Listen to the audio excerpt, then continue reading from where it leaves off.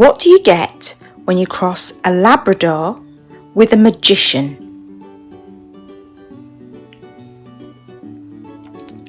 A Labracadabrador!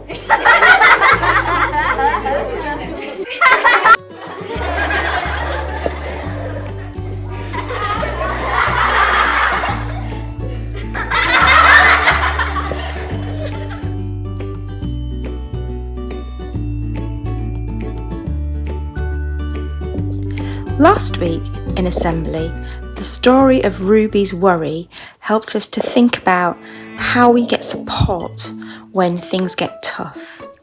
How important it is to talk when you have a worry. Fortunately, on most days, most of you will be able to handle difficult things when they come your way. We call that ability mental toughness or resilience. You can build up your resilience a little bit each day by telling your brain that you can do it. You're not stuck. You just have to keep on trying and making a little bit of progress each day.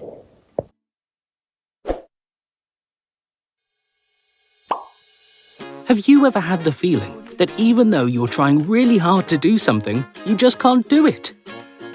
Being resilient means that you have the skills to keep trying and never give up, even when things get tough. When you're stuck, parts of your character work together to help you figure things out. Here's determination, who keeps you going, even when you want to give up. And let's say hello to concentration, who allows you to keep focused on the task in hand.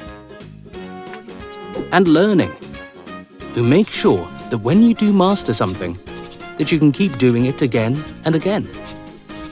By working on any one of these parts of your character, you'll start to improve your resilience.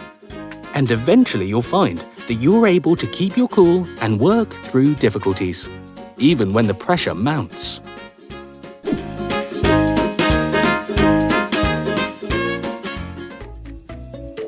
The boy in today's story is having a really tough day.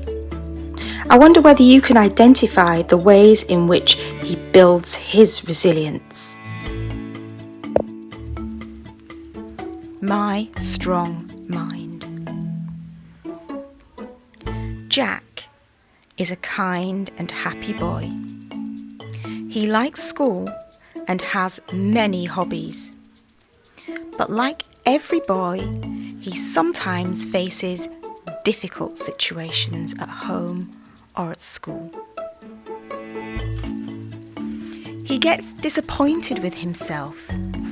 He finds it hard to make new friends. He gets easily upset and angry. He feels pressured by children to do things he doesn't like. At school, his friend Kate told him that your mind is very strong and powerful.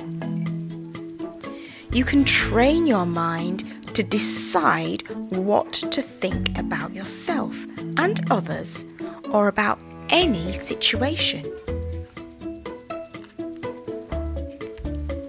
You can tell your strong mind how to react to your fears and worries. This helps you to stay positive, be yourself, and be at your best. Jack decided to use his strong mind with all his challenges. That evening, he wrote down some things that he did not like about himself. Playing football badly, struggling with piano lessons, a poor test result at school, having few friends. However, behind every disappointment, he wrote something positive about himself. He called this his positive list. Jack's positive list helped him to remember what made him proud. He could always use it to be confident and stay positive about himself.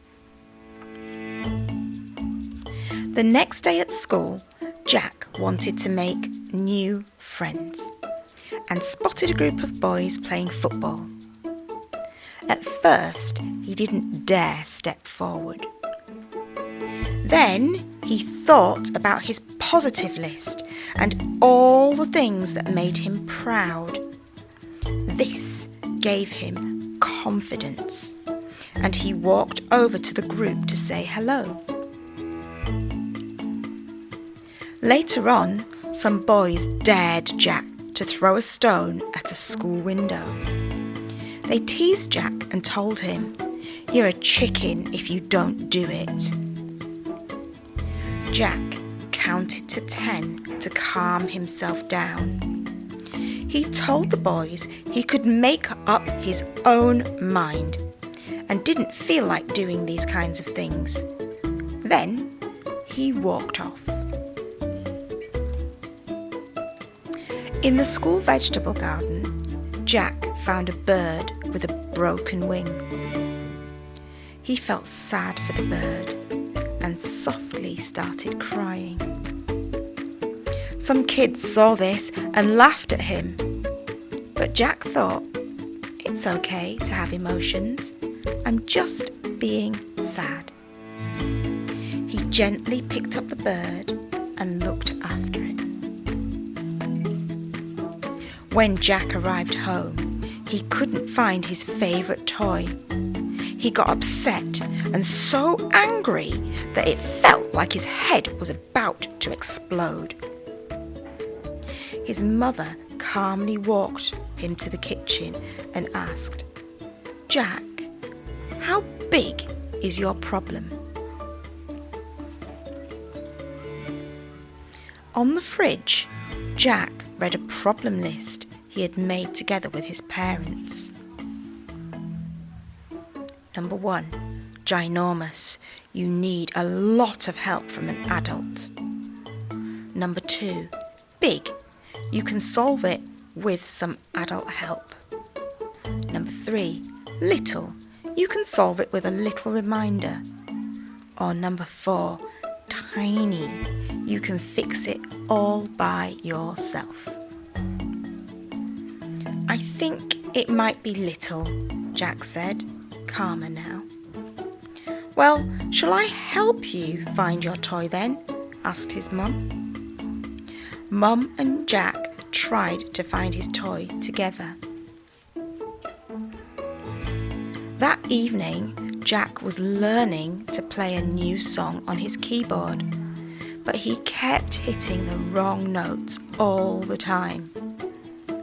Jack was frustrated and felt like giving up. Then he told his mind, "Keep trying your best. You can do it." He kept trying and finished the song without any mistakes. Jack felt really proud. As Jack was getting ready for bed, he thought about the school camp he had the next day. Jack was a little bit scared about going camping for 2 days and was nervous about being away from home. Whilst his dad was tucking him in, Jack said, "Dad, is it okay to be a bit different sometimes and to be afraid to go away from home?" "You're fine just as you are, Jack," said his dad. "And of course it's okay to be scared sometimes. I've been scared many times in my life." His dad smiled.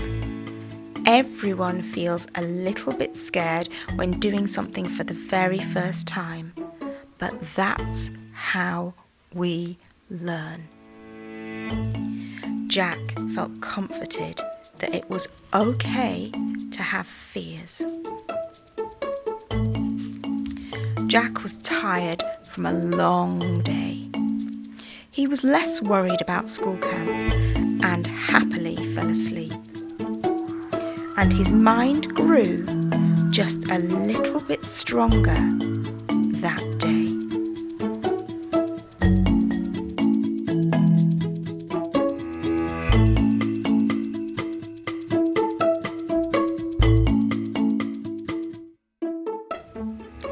Let's recap on those 4 characteristics that help you to have a strong mind, because with a strong mind you can make a little progress, and a little progress adds up to big progress. Commitment. You set goals and you work hard to deliver them. Control. You need to be proactive and keep your emotions in check. Challenge. Stretch yourself and learn from everything. Confidence. Have the ability to stand your ground.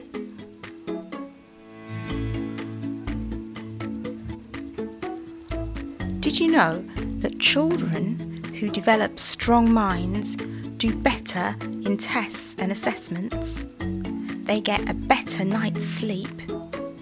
They find it easier to focus when they're in the classroom. And they have higher aspirations. They find it easier to move from primary school onto secondary school. They perceive less bullying, and they're less likely to break the rules. What are you going to do to develop your strong mind? Pause for thought. Resilience. Every time we fail, that's an opportunity to learn. How boring would life be if we got everything the first time of trying? How boring would life be if you didn't have to keep trying? Fail and enjoy it.